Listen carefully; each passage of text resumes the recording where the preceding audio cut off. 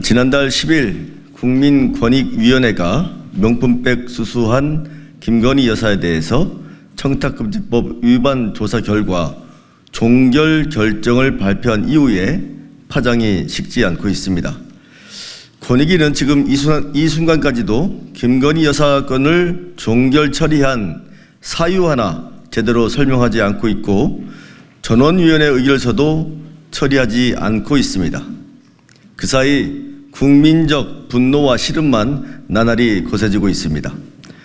더불어민주당 정무위원들도 지난달 권익위를 규탄하면서 투명한 자료 공개와 설명을 요구하는 기자회견을 개최한 바 있고 간담회와 의원실 차원의 자료 요구도 지속적으로 진행하고 있습니다.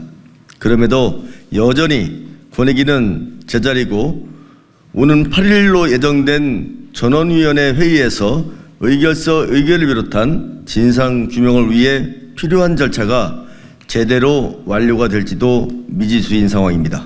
따라서 오늘은 더불어민주당과 조국혁신당, 사회민주당까지 정무위 야3당 위원 일동의 이름으로 다시 권익위를 향해 저희의 메시지를 공개적으로 전하고자 합니다. 네, 권익위는 김건희 여사 청탁금지법 위반 종결 처리의 모든 진상을 가감없이 공개하라. 김건희 여사의 명품백 수수에 대해 권익위가 청탁금지법 위반 조사를 종결 처리한 지도 한 달이 됐습니다. 도무지 납득할 수 없는 결정을 내린 권익위를 향해 수많은 국민이 분노했습니다. 심지어 권익위원회 홈페이지에는 대통령 부인에게 300만 원 상당의 전통 엿을 선물해도 되는지, 공직자 부인에게 고급 시계를 선물해도 되는지를 묻는 글이 쇄도하는 낯부끄러운 상황까지 벌어졌습니다.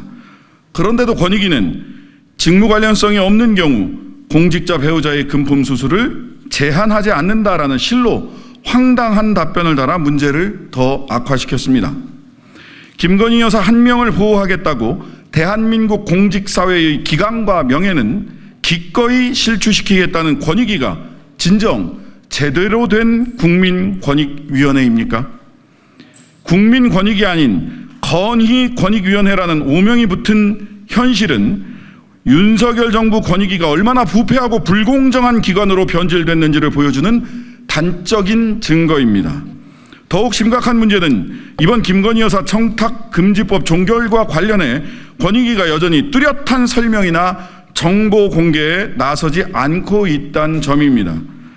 청탁금지법 위반 행위 조사에 대해 권익위 전원위원회에서 종결을 결정했으면 전원위원회 의결을 통해 의결서를 확정 지어야 합니다. 전원위원회 의결서에는 청탁금지법 위반 행위로 신고된 내용과 이에 대한 조사 내용을 바탕으로 한 결정의 판단 사유 등이 담겨야 합니다. 즉 전원위원회 의결서는 피신고된 김건희 여사와 윤석열 대통령에 대한 조사 결과가 무엇이며 왜 종결이란 결정에 이르렀는지, 그리고 그 종결을 결정하는 과정에서 전원위원들로부터 어떤 의견이 제시되었는지와 그 의견에 대해 어떻게 판단을 했는지 등의 상세한 과정을 규명할 수 있는 단서입니다. 따라서 국민적 의혹을 해소하기 위해서 권익위는 가감없이 모든 전원위원회 의견을 포함해 조속히 의결서를 의결하고 공개해야 합니다. 또한 의결서를 처리하는 과정에서 전원위원들이 어떤 논의를 했는지를 보여주는 전원위원회 회의록도 투명하게 공개해야 합니다. 그런데 권익위는 지난달 24일 김건희 여사 청탁금지법 위반을 종결 처리한 결론을 담은 의결서를 통과시키지 못했습니다. 종결 처리에 반대한 일부 위원들의 의견을 의결서에 반영해달라는 요구를 권익위가 거부하면서 전원위원회가 처리가 불발된 것입니다. 권익위 측은 의결서에 소수 의견을 담는 것이 선례가 없다고 합니다. 이 무슨 회개한 논리입니까? 헌법재판소에서 유연 여부 판결을 내릴 때도 최종 결정과 반대되는 소수 의견을 공개적으로 피력합니다. 국회에서 인사청문 보고서를 채택할 때도 인사청문 대상자의 채택에 반대하는 부대 의견을 담기도 합니다. 권익위는 헌법 위에 있습니까?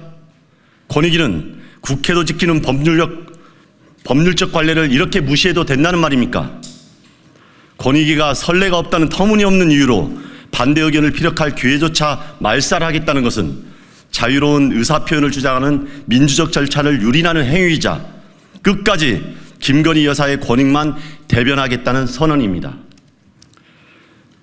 전원위원 15명의 의견은 결코 종결이란 단일 결론으로 합치된 적이 없습니다.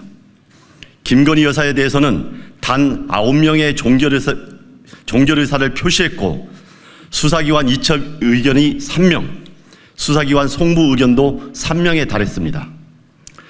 윤석열 대통령에 대해서도 종결의사를 밝힌 의원은 8명에 불과했습니다. 7명이나 되는 의원들이 수사기관에 송부해야 한다는 의견을 낸 것입니다. 이는 무시해서도 안 되고 무시할 수도 없는 주요한 의견인 것입니다. 다가오는 8일에 전원위원회가 다시 열릴 예정입니다. 더불어민주당과 조국혁신당, 사회민주당 등 정무위원회 야 3당은 권익위를 향해 엄중히 경고합니다. 만일 권익위가 또다시 반대 의견을 배제하고 종결과 관련한 단순 내용으로만 의결서를 처리하도록 압박한다면 이를 명백한 직권남용 행위로 규정할 것입니다. 또한 이를 김건희 여사에 대한 조사의 진실을 의도적으로 은폐하는 행위이자 김건희 여사 봐주기를 시인하는 자백으로 규정할 것입니다. 그리고 그러한 권익위를 향한 추가적인 고발이나 감사원 감사 청구 등의 구체적인 행동까지 검토해서 대응 기조를 더욱 강화해 나갈 것입니다. 아직 기회는 있습니다.